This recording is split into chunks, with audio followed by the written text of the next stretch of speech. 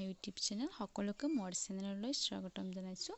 আশা কৰোঁ সকলোৰে ভাল। আজি আপোনালোকৰ মাজলৈ লৈ আছোঁ এটি মাটি দাইলৰ ৰেচিপি। আশা কৰোঁ সকলোৱে চাই ভাল পাব। আৰু যদি ভিডিঅ'টো চাই ভাল লাগে please like comment share and চেনেলটো ছাবস্ক্ৰাইব কৰিব আৰু লগতে থকা বেল আইকনটো অল কৰি দিব। তেতিয়াহে মোৰ আহিবলগীয়া ন'টিফিকেশ্যনসমূহ আপোনালোকে আগত পায়। তেতিয়াহ'লে ভিডিঅ'টো আৰম্ভ কৰোঁ। লেটছ গ'। প্ৰথমতে মই এইখিনি মাটিদাইলখিনি ধুনীয়াকৈ 2 ঘণ্টা 2.5 ঘণ্টাৰ কাৰণে তিয়াই থৈছিলোঁ। এইখিনি ধুনীয়াকৈ সিজিছে।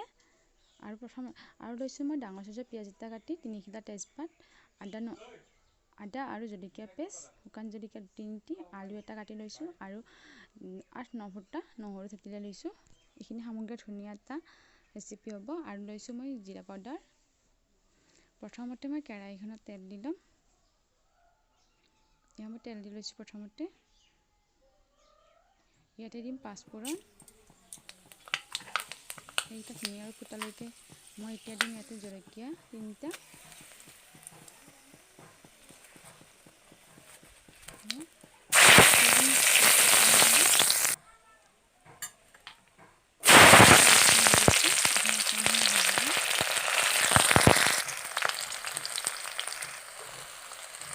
এতিয়া থেতেলি লোৱা নহৰুকেইটা এইখিনি অকণমান টাইম ভাজি ল'ম। তাৰপিছত দিম মই কাটি লোৱা আলুটো।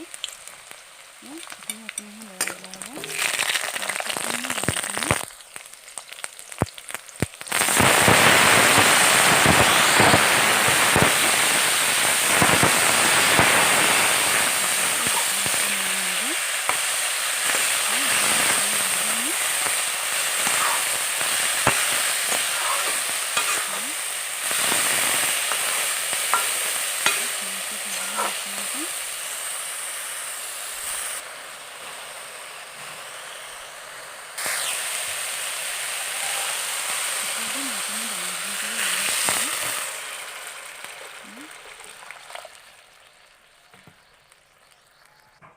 এতিয়া দিম ইয়াতে জিৰা পাউডাৰ 1 টিস্পুন,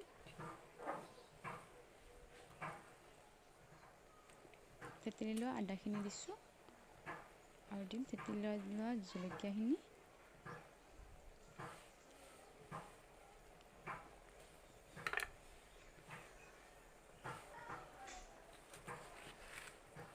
আৰু দিছোঁ সোৱাদ অনুসৰি নিমখ। এতিয়া এইখিনি মই কুকাৰত দিম। কুকাৰত মই 2-3টা হুইচেল অহালৈকে বইল কৰিম। এইখিনি মাৰিছোঁ। এতিয়া মই ইয়াত 2-3টা হুইচেল অহালৈকে বইল কৰি দিম। ধুনীয়াকৈ সিজি গৈছে। এতিয়া দিছোঁ মই হালধি 1 টিস্পুন আৰু অকণমান দি দিছোঁ।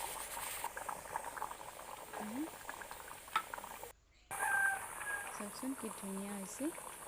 আপোনালোকেও এনেকৈ বনাই খাবচোন। সকলোৱে মাহৰ দাইল বনাব জানো। মইনো কেনেকৈ বনাওঁ আপোনালোকেও তাকে শ্বেয়াৰ কৰিব। আৰু যদি ভিডিঅ'টো ভাল লাগে চাই please like comment share and চেনেলটো ছাবস্ক্ৰাইব কৰিব আৰু লগতে থকা বেল আইকনটো অল কৰি দিব। তেতিয়াহে মোৰ আহিবলগীয়া ন'টিফিকেশ্যনসমূহ আপোনালোকে আগত পায়। তেতিয়াহ'লে বাই বাই।